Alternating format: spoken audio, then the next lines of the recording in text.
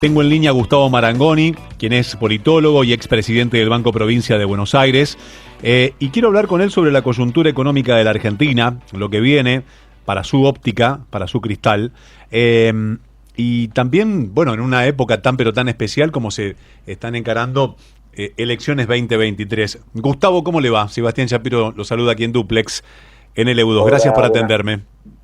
Buenas tardes, gracias por llamar. No, por favor, un placer. ¿Cómo ve la Argentina de hoy, Gustavo? Pero en términos políticos se ha terminado de ordenar la oferta, o por lo menos la primera oferta electoral que la dirigencia política tiene para hacerle a la sociedad civil el 13 de agosto. Y lo ha hecho sobre todo en el ámbito del oficialismo, con las características que hemos visto el pasado fin de semana, primero con lo que parecía una fórmula consensuada y luego por lo que fue llamada una fórmula de unidad, aunque hay que recordar que hay dos fórmulas en el oficialismo, la conocida de Massa y Rossi, pero también una que simbólicamente y quizás prácticamente tiene importancia, que es la de Grabois y Abal Medina. ¿Por qué señalo esto? Porque es de presumir que fue habilitada a participar de manera muy rápida y inclusive con el permiso que se le había negado a Daniel Scioli de compartir listas, en la creencia de que hay sectores ideológicamente más duros que probablemente no vean con buenos ojos la precandidatura del ministro de Economía y busquen al menos una estación previa antes de votarlo por pragmatismo en octubre, dejando votar por principios en agosto la fórmula que integra el dirigente de los movimientos sociales. ¿Por qué Scioli y Verónica Tolosa Paz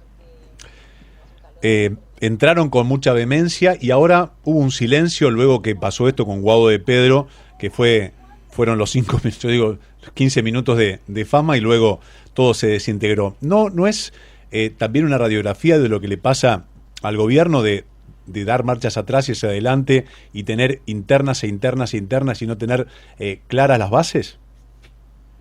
Creo que eso lo explicó la vicepresidenta ayer con acierto, más allá de la parcialidad, por supuesto, con la que ver la realidad, pero toda la movida que había hecho el presidente Alberto Fernández reclamando la necesidad de primarias y de competencia, era una forma de ejercer su poder de bloqueo y en última instancia de lograr que algunos integrantes de su núcleo íntimo o ínfimo, si quieren, a esta altura, me refiero a Santiago Cafiero y a Victoria Tolosa Paz, puedan ingresar en las listas, además de Rossi en la vicepresidencia, pero es un jugador con más libertad de movimiento dentro de lo que puede denominarse el área del presidente. Así que, evidentemente, los desencuentros entre el presidente y la vice en estos últimos años van a seguir hasta el final y, como bien señalas vos, de alguna manera también es una traducción de la crisis de lo que fue el Frente de Todos y que se trata de remediar ahora, no solo con la nueva nomenclatura de Unión Popular, sino con el candidato Sergio Massa, que ha manifestado desde hace un año a esta parte una voluntad enorme de ir en la búsqueda de consagrar su ambición de ser presidente próximo de la Argentina. ¿No es controversial que Massa, porque no resiste ningún archivo? Entonces, uno dice, qué loable que se haya puesto esto al hombro, usted lo dice, que se haya puesto esto al hombro, esta gestión, con una inflación que cada vez es más acuciante para los bolsillos de los argentinos, y se presentan como una solución. ¿Qué mirada tiene al respecto? En realidad, bueno, yo no hablé de loable ni ningún adjetivo. Lo que digo es lo que el propio precandidato dice en su mensaje. Creo que será la propia sociedad la que determine la validez o no de las aspiraciones. Pero lo cierto es que creo que más allá del desencanto que la sociedad argentina o una parte de la sociedad argentina viene manifestando, sobre todo en las elecciones provinciales, donde participa con en menos cantidad y también con una mayor uso del voto en blanco que en elecciones anteriores, a la postre, digamos, hay algunos que ratifican su adhesión a los espacios más allá de los resultados. Es lo que técnicamente representa el concepto de lealtad.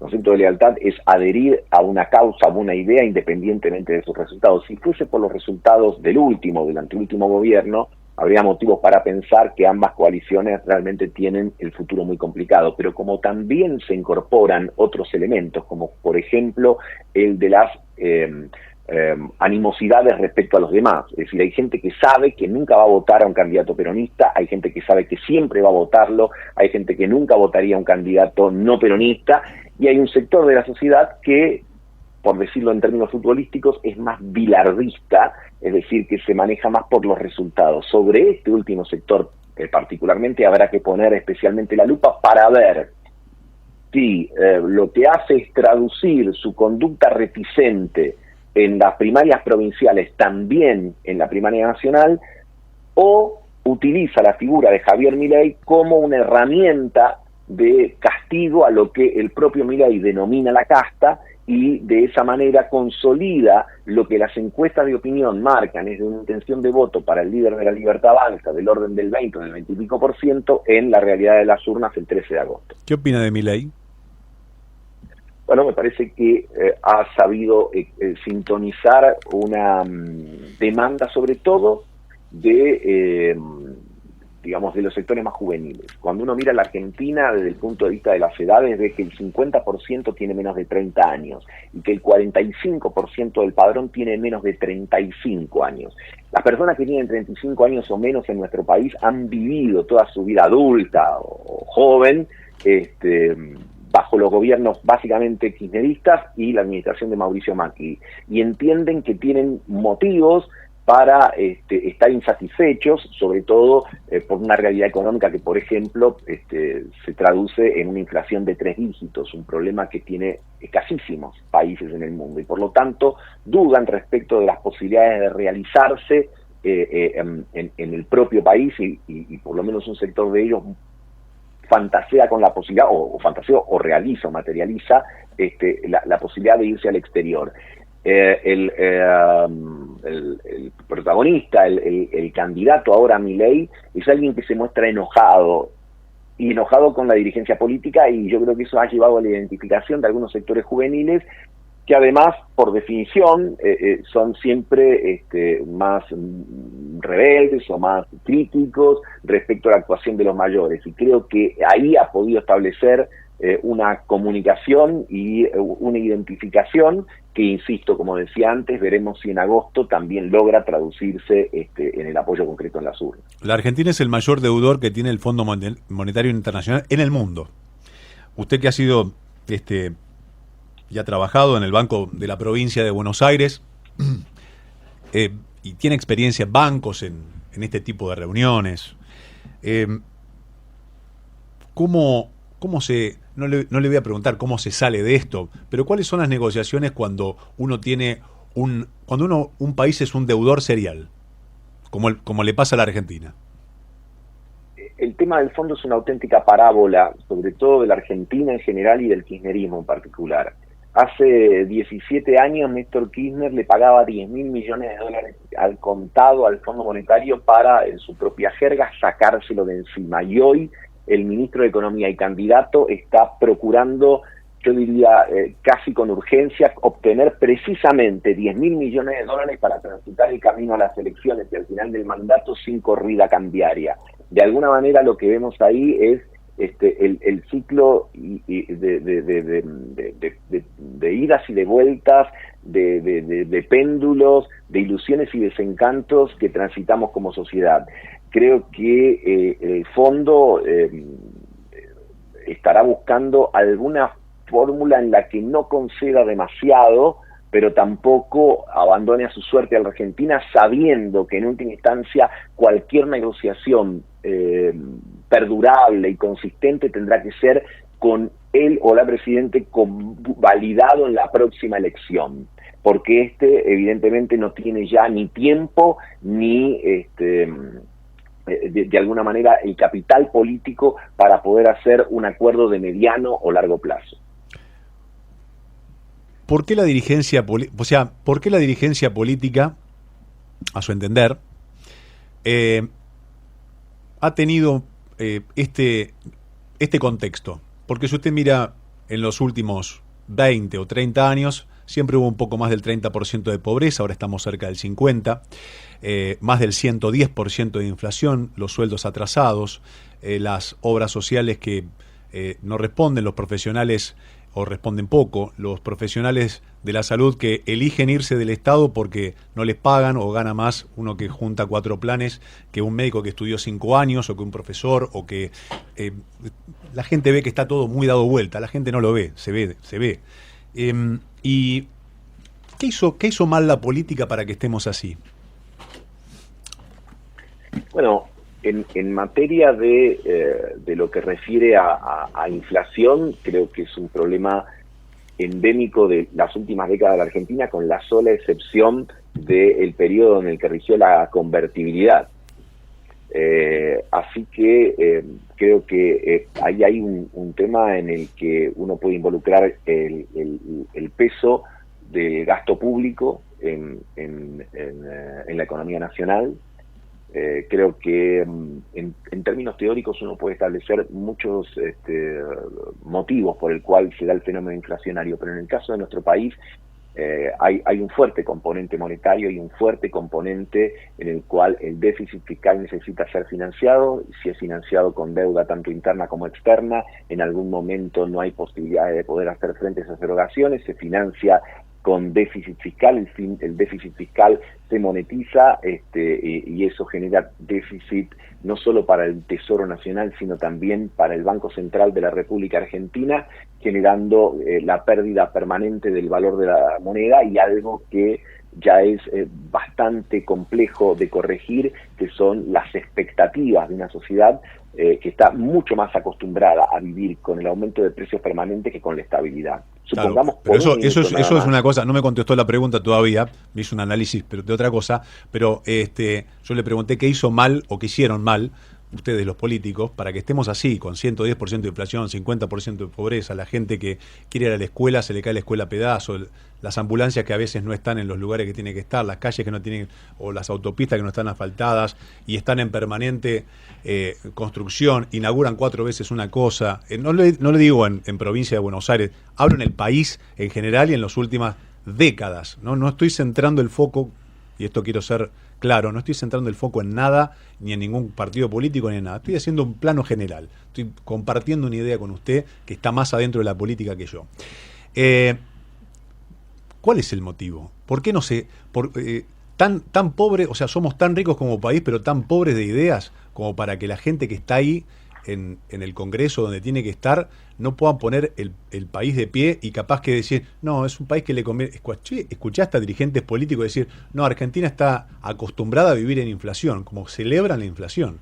He escuchado cada barbaridad que es una cosa que no tiene ni pies ni cabeza. Entonces uno, obviamente ya con años, con hijos, etcétera, se preocupa, porque antes te decían los abuelos, no, el país que vi yo, ojalá esto se revierta, y nunca se revirtió, siempre fuimos para abajo. Por eso le pregunto, ¿qué hicieron mal?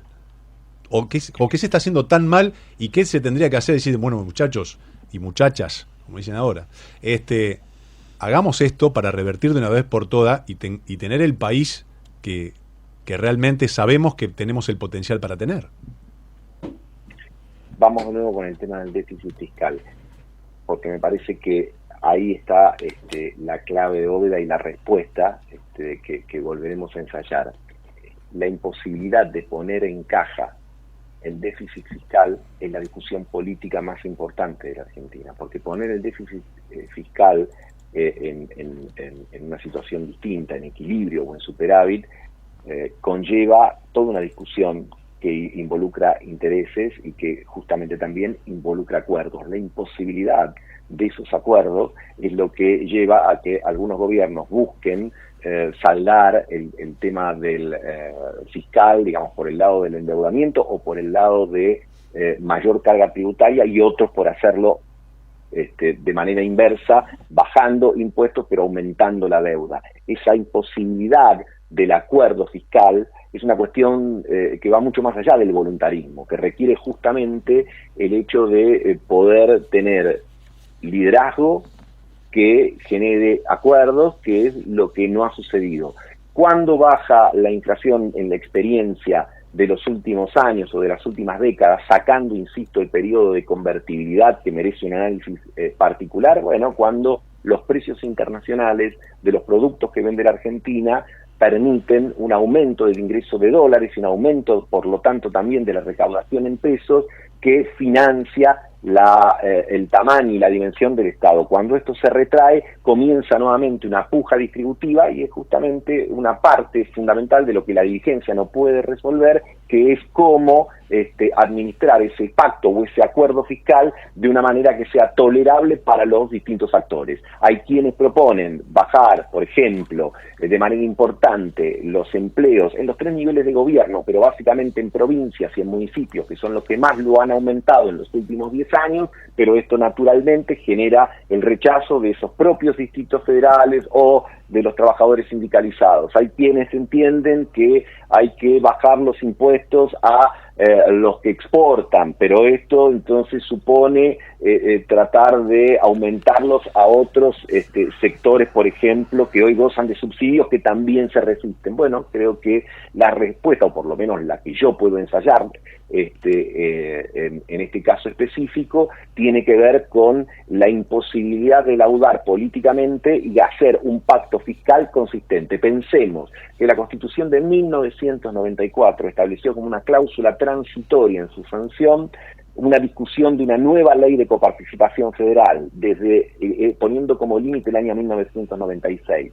Es decir, que ya llevamos prácticamente 30 años, un poquito menos, sin que esa ley de coparticipación federal, que es elemental porque refiere a la forma de recaudar los impuestos y distribuirlo entre nación, provincia y municipios, no se puede sancionar. Así que ahí también tenemos una clave importante para entender un elemento tan central en la Argentina como es la inflación y la contracara, que es la estructura tributaria, a quién se le cobra y cómo se distribuye. Gustavo, le agradezco que me haya atendido y por sus conceptos. Le mando un cordial saludo y será hasta el próximo encuentro. Gracias a vos por la comunicación. No, por favor. Gustavo Marangoni, politólogo y expresidente del Banco Provincia. Bueno, tratando de explicar la coyuntura. La verdad, yo la última parte mucho no la entendí.